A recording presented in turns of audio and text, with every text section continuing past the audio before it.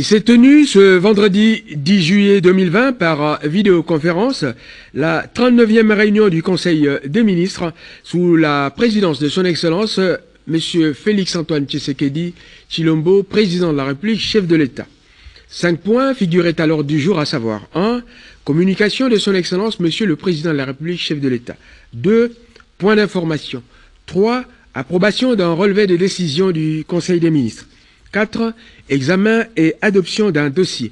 5. Examen et adoption des textes. 1. De la communication de son Excellence Monsieur le Président de la République. La communication du Président de la République a porté sur 5 points, à savoir 1. Manifestation d'expression populaire via les marches du jeudi 9 juillet 2020 à travers le pays. 2. Élévation au rang de héros national et admission dans l'ordre national héros nationaux Kabila Lumumba. 3. Non-paiement par le gouvernement du segment satellitaire utilisé par la RTNC 1, RTNC 3 et les 2 chaînes radio. 4. Régularisation des cotisations de la République démocratique du Congo vis-à-vis des organisations internationales. 5. Désignation des représentants des ministères au comité de pilotage du Conseil présidentiel de veille stratégique. Des manifestations d'expression populaire du jeudi 9 juillet 2020 à travers le pays.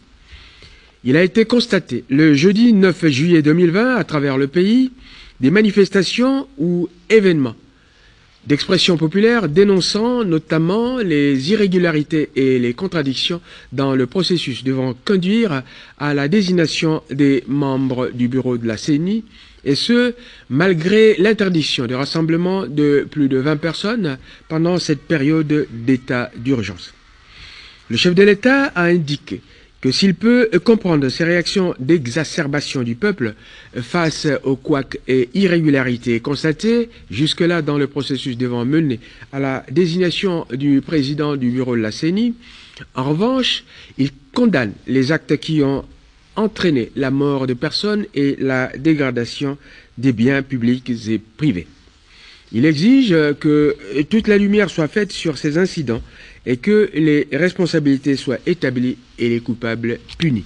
Le président de la République a saisi une fois de plus cette occasion pour exiger de la part des animateurs des institutions de la République, des dirigeants des partis politiques et ceux de la société civile, un comportement irréprochable fondé sur le respect des lois du pays et des chartes régissant les organisations privées, sur la recherche de la paix sociale et la sauvegarde de l'unité nationale sur fond des valeurs éthiques et morales.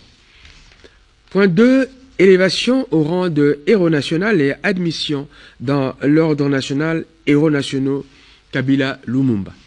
À l'occasion de la célébration du 60e anniversaire de l'indépendance de la République démocratique du Congo, le chef de l'État a décidé d'élever le premier président de la République démocratique du Congo, feu Joseph Kasavubu, au rang d'héros national en guise de reconnaissance de la patrie pour son combat pour l'accession de notre pays à la souveraineté tant nationale qu'internationale. Ayant constaté à l'occasion le vide juridique sur ce statut d'héros national, le président de la République estime qu'il est plus que temps de soumettre sous la supervision du Premier ministre cette question à la commission interministérielle permanente de lois et textes réglementaires afin de réfléchir et proposer un statut juridique précis de héros national avec détermination des avantages et droits attachés à ce titre, notamment au profit des héritiers. Ce serait là, d'après le président de la République, un moyen de stimuler le sentiment d'éveil, de dépassement et de sacrifice pour la patrie. Dans le même ordre d'idées, la chancellerie des ordres nationaux a transmis au chef de l'État la demande d'admission à l'ordre national héros nationaux Kabila Lumumba de certaines personnalités, notamment l'honorable Kengo Badondo, président honoraire du Sénat, feu le magistrat Tambwewa Kaniki, premier président de la Cour des cassations, et feu le magistrat Yanni Ovungu, juge au tribunal de grande instance de Kinshasa-Gombe. Le président de la République a réservé une suite favorable pour les honorer l'un de son vivant et les deux autres à titre posthume, à cause de leur mérite et des services rendus par les intéressés à la nation. 3. Non-paiement par le gouvernement du segment satellitaire utilisé par la RTNC 1 et la RTNC 3, ainsi que les deux radios. Le chef de l'État a été saisi au sujet des arriérés de paiement des factures de la société Téléconsult par le gouvernement congolais, pendant que la RTNC 1, la RTNC 3 et les deux chaînes radio continuent à émettre des signaux audiovisuels avec le risque de coupure de signal. Pour éviter à la population un tel désarroi susceptible de troubler la paix sociale en cette période d'état d'urgence sanitaire et de confinement, le président de la République demande au Premier ministre de prendre toutes les dispositions pour que le solde restant de 390 000 € couvrant la période d'avril à octobre 2020 soit payé en toute urgence et ce, après conciliation des comptes. 4. Régularisation des cotisations de la République démocratique du Congo vis-à-vis des organisations internationales. Le président de la République a, une fois de plus, tiré la sonnette d'alarme sur cette question des régularisations des cotisations de notre pays dans les organisations internationales. Il y a lieu de rappeler que dans ses communications antérieures à l'attention des membres du gouvernement, le chef de l'État avait insisté pour que soient épongés les arriérés de ces cotisations. Pour le président de la République, cette situation mérite d'être corrigée avant le 12 juillet 2020 afin de redorer l'image de notre pays qui est cofondateur de la CEAC, dont les travaux de la 17e session ordinaire sont prévus par visioconférence le 30 juillet 2020. Point 5. Désignation des représentants des ministères au comité de pilotage du Conseil présidentiel de veille stratégique. Pour rappel, il a été créé près le président de la République un service spécialisé dénommé Conseil présidentiel de veille stratégique, chargé notamment de l'implémentation de ses engagements de campagne dans l'action gouvernementale et dans la vie nationale. En vue de rendre opérationnel le comité de pilotage de ce service, le président de la République demande aux membres du gouvernement concernés, à savoir les ministres ayant respectivement dans leurs attributions le budget, les finances et le plan, et qui ne l'ont pas encore fait, de désigner leurs délégués devant les représenter dans ce comité, dont les premiers travaux doivent se tenir la semaine prochaine. Des points d'information. Vice-premier ministre, ministre de l'Intérieur, Sécurité et Affaires coutumières. Premier point, l'état d'esprit de la population. Cet état d'esprit est dominé par des commentaires généralement négatifs de la candidature de M. Ronsard Malonda à la présidence de la CENI, l'évolution de la pandémie de la Covid-19 et la hausse des prix des denrées de première nécessité, consécutive à la dépréciation du franc congolais par rapport au dollar américain.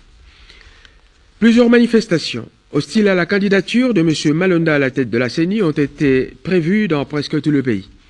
À ce sujet, le vice-premier ministre a tenu, en date du 8 juillet 2020, une réunion de sécurité pour examiner tous les aspects liés aux manifestations projetées. Des instructions idoines ont été données aux forces de l'ordre, de même que des recommandations ont été formulées à l'endroit des institutions concernées par cette problématique. Situation sécuritaire. Dans la province de l'Ituri, l'embuscade tendue par les miliciens Lendu Kodeko contre un convoi de véhicules allant de Bunia à Mahagi Centre et Aru Centre a fait plusieurs morts, parmi lesquels des membres de la territoriale, des policiers et des militaires. Le même type d'embuscade a été mené par ces miliciens dans le territoire de Djougou, où elle a causé la mort de 10 personnes. Des recommandations ont été formulées à l'endroit de la haute hiérarchie pour venir à bout de ces miliciens. Dans le Tanganyika, la situation reste tendue entre les communautés Twa et Bantou. Il est recommandé au gouvernement de prendre en compte les différentes revendications et d'impulser des rencontres intercommunautaires en vue d'une cohabitation pacifique. Point concernant la criminalité et le banditisme. Dans le territoire de Massimanimba, dans la province de Kwilu, des actes de représailles ont été commis par des autochtones vis-à-vis d'un ressortissant d'une autre province, à la suite du meurtre par bastonnade commis par les premiers cités consécutivement à une dispute. Les autorités ont été instruites de rétablir l'ordre. Situation à la frontière avec l'Angola. Le retour volontaire de nos compatriotes vivant en Angola se poursuit, de même que les expulsions menées par les autorités angolaises vis-à-vis des Congolais. La relance des travaux de la commission mixte République démocratique du Congo-Angola est suggérée pour régler ces différends. Situation sur le plan social.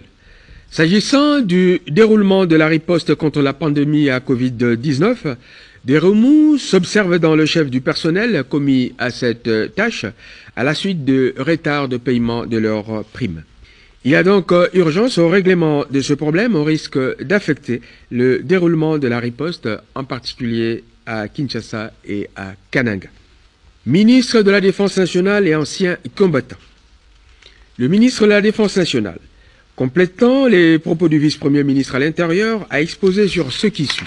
1. Situation générale dans les zones de défense. L'armée poursuit sans relâche la traque de forces négatives résiduelles qui opèrent dans quelques territoires de l'Est du pays. Les résultats sont relativement encourageants. En effet, plusieurs combattants de groupes armés ont été neutralisés dans les différents théâtres d'opération. Il y a lieu de noter que certaines zones considérées comme bastions des ADF et de la Codeco continuent à être récupérées par nos forces armées. Parmi les faits saillants, on peut relever dans l'espace Grand Équateur, les miliciens centrafricains anti-Balaka, dont la présence est signalée, sont traqués par les FARDC. L'opération de contrôle biométrique des militaires engagés dans les zones opérationnelles se poursuit.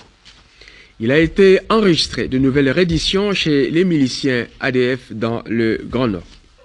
Nos forces armées ont réussi à récupérer la localité de Runsakuku dans le nord-est de Minembwe. Dans l'Ituri, nos forces armées qui ont reconquis les localités de Matumbo, Mahasu et Kazaro continuent leur traque contre les miliciens Codeco.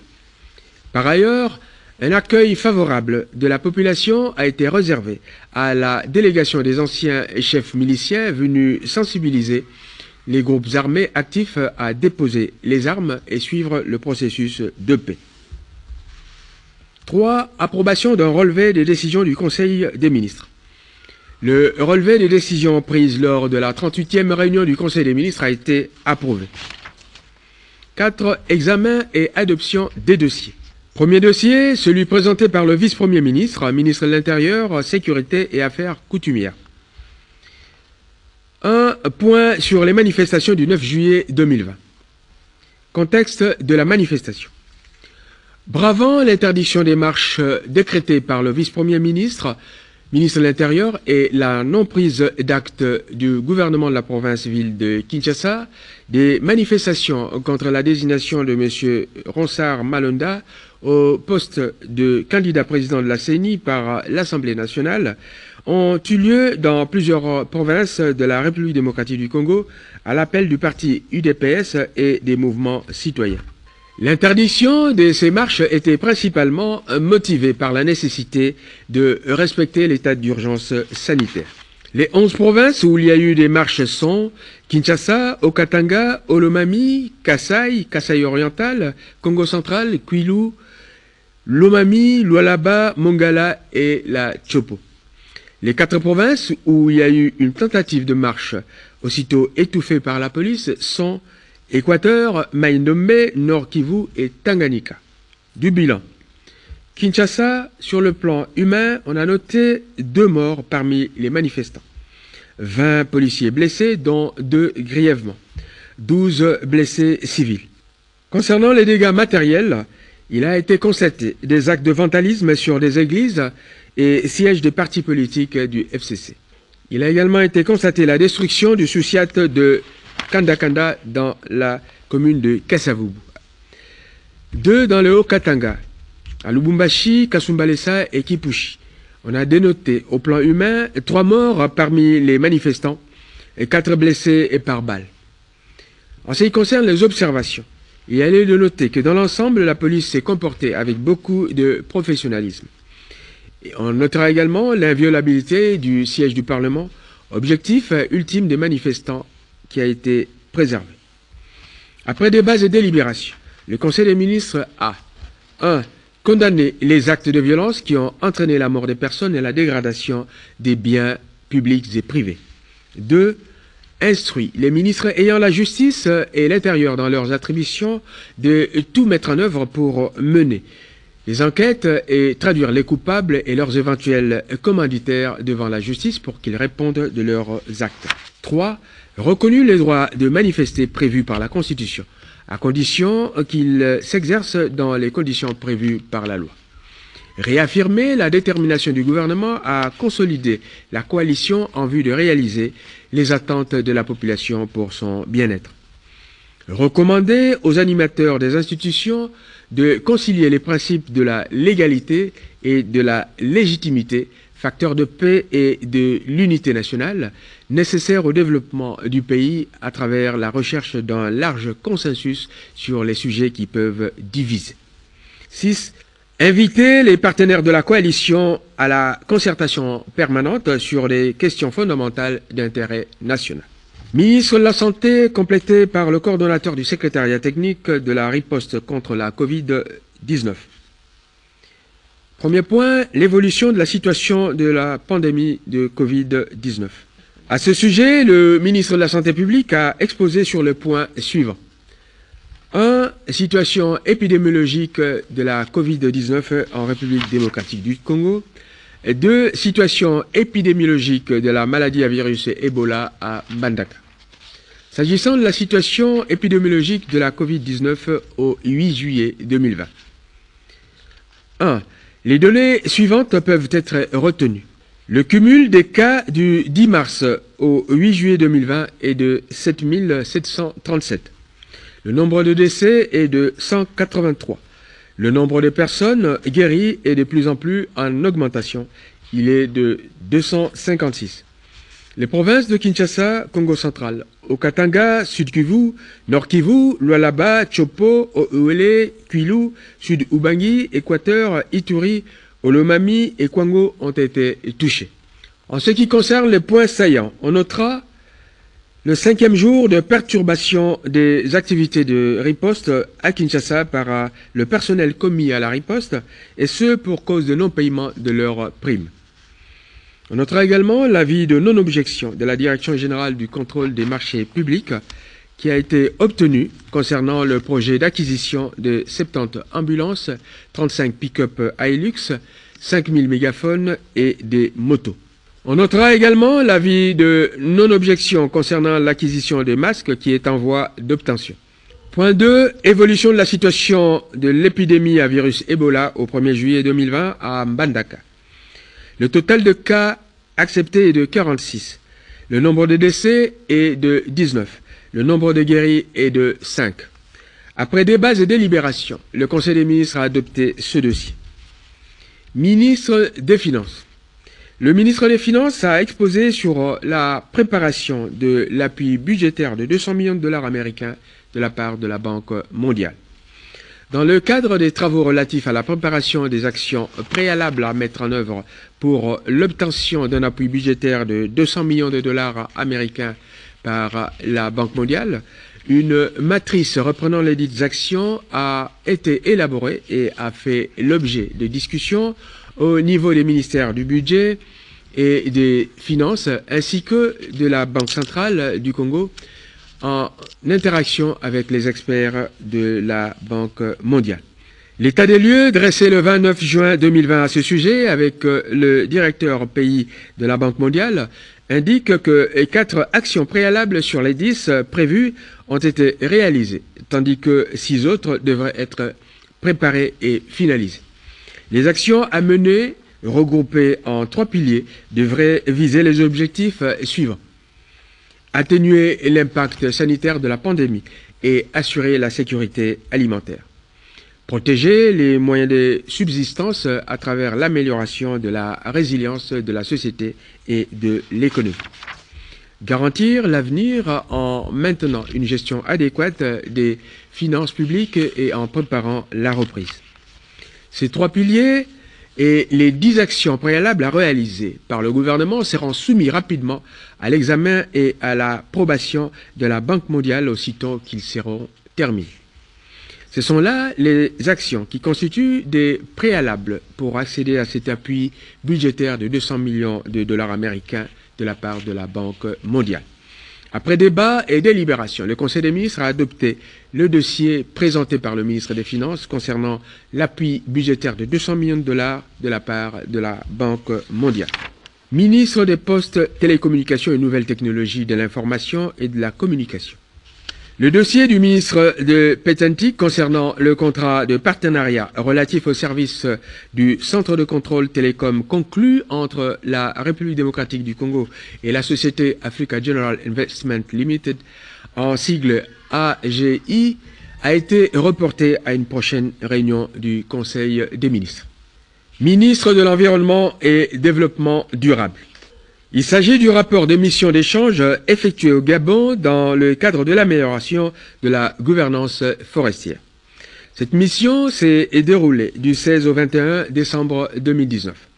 Parmi les piliers sur lesquels repose le modèle gabonais, il y a lieu de noter que le bois produit au Gabon est transformé à 100% dans ce pays et valorisé avant toute exportation. Quant au financement des exploitations, il est fait recours au partenariat public-privé multisectoriel dans l'opérationnalisation d'une zone économique spéciale. Concernant les actions à mener, on peut épingler l'organisation à Kinshasa des formations pratiques pour les Congolais dans les différentes filières de valorisation du bois, l'organisation des stages de formation au Gabon au bénéfice des agents publics congolais en charge de la gestion forestière. S'agissant des retombées de la mission, on notera la signature d'un mémorandum d'entente par les ministres respectifs du Gabon et de la République démocratique du Congo.